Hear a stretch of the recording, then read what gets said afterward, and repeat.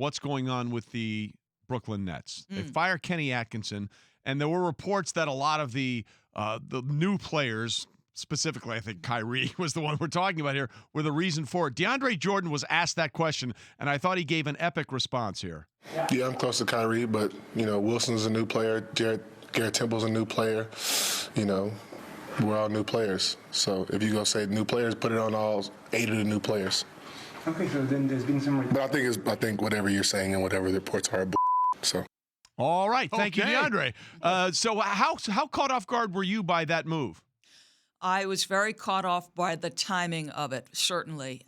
Listen, this is an organization that did a 180, right? A year ago, they were the feel-good little engine who could, that had turned itself from a team with no players and no picks to a team that operated in the margins, that now has gotten Joe Harris to a place where he could get 4 years, $80 million. Karis LeVert and Spencer Dinwiddie, have elevated their level of play. Kenny Atkinson has proved he can coach in the NBA, particularly with young players in development. What we will not know, at least not right now, is whether he can coach, teams with the stars like Kyrie and KD. And here's what I want to be very careful about. I saw those multiple reports about players' unhappiness. Fine. I'm not going to lay this at the feet of Kyrie and Kevin because I have no direct information about that. But what I will say is if with new ownership, Joe Tsai, and with Sean Marks, who clearly holds a lot of sway in this organization, if either Kevin Durant or Kyrie, probably more Kevin because he's one of a handful of players who have this kind of power, went in and said, that's the guy I want at the helm next year, then that would have happened. Now, again, I'm not saying that they went in and said the opposite. I'm just saying had they said that's my guy, he would be there. And listen, there's a lot of pressure on this team now, right? A lot of pressure next year. You've made all these changes.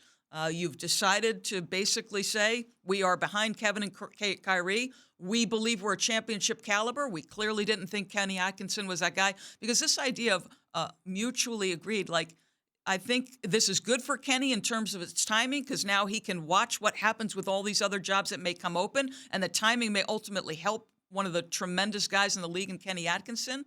But, boy, there's now pressure on this team to deliver. Always love the mutually agree because normally it's never mutually agreed upon in those situations. Doris Burke joins us. Again, the Nets we're going to really save a lot for last year. This is a bit of a curveball, but for next year, I should say. This year, we're trying to figure out who's going to compete with Milwaukee. Is it Toronto? Is it Boston? Toronto's won 3 straight. Boston has lost 4 of their last 5, including a couple of overtime losses as well. What's been going on with them? Yeah, I mean, if you look at what happened with Oklahoma City yesterday, a late turnover by Kemba Walker, who has obviously been such a seamless fit and a brilliant player for them. When he's obviously been healthy, he's been had some knee issues. But, the late turnover was a little bit surprising. It gets trapped on the sideline. Chris Paul, obviously one of the great steals guys in NBA history. I could not be more impressed with Oklahoma City. Listen, every team right now, you can look at the Houston Rockets.